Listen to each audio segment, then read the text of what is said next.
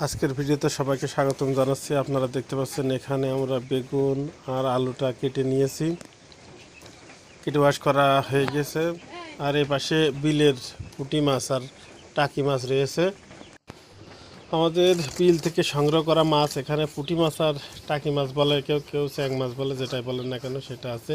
আমরা প্রথমে মাছগুলো ভেজে নেব। এই মাছগুলো মুচমুচে করে ভেজে নিয়ে তারপর আমরা আলু আর বেগুনটা ভালো করে কষাই নিয়ে তার মধ্যে দিয়ে রান্না করব। আশা করি বেশ ভালো রান্না করার চেষ্টা করব, বা ভালো রান্না হবে না। আপনারা আমাদের সাথে থাকুন। আমাদের তেলটা গরম হয়ে গেছে, এখন আমরা মাছগুলো দিয়ে আস্তে আস্তে ভেজে নেব। একবারে হয়তো বা কড়াইয়ে হবে না, যার কারণে আমরা দুইবার দেব।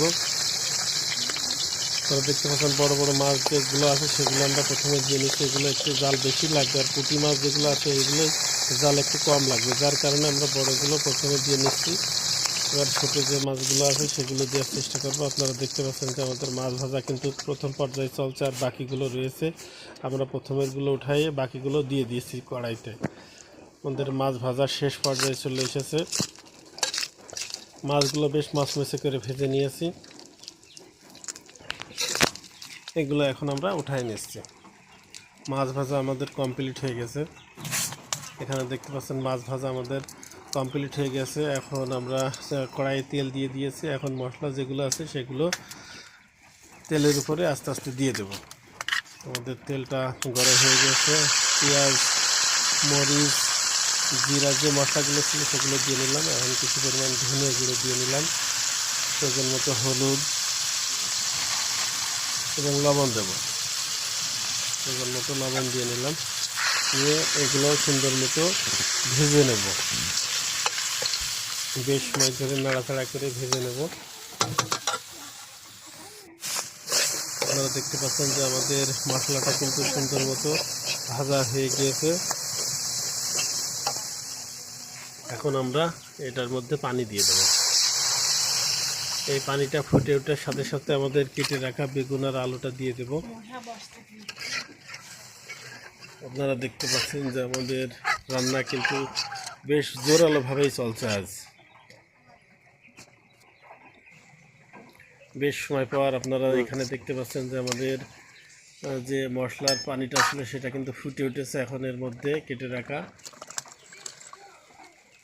আলু আর বেগুনটা দিয়ে নিলাম।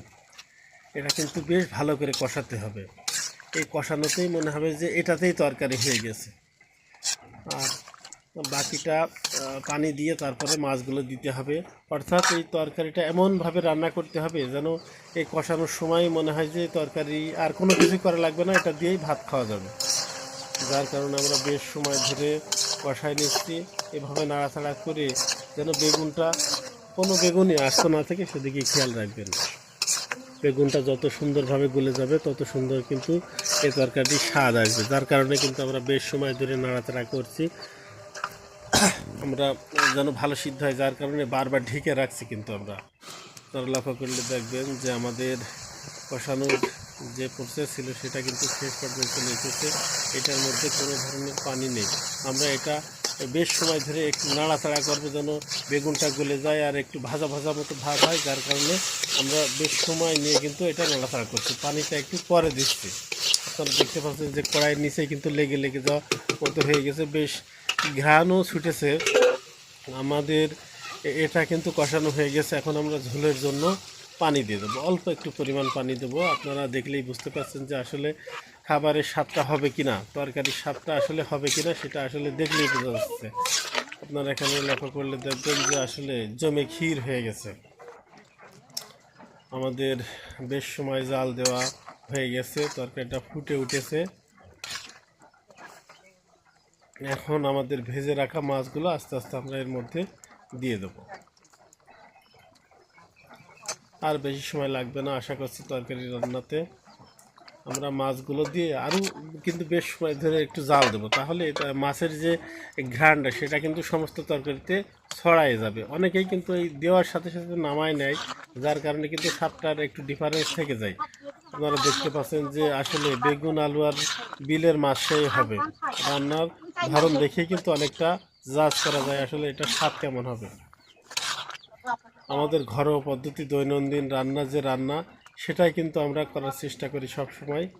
আপনাদের মাঝে সেটাই তুলে ধরার চেষ্টা করি। আমাদের রান্না শেষ হয়ে গেছে।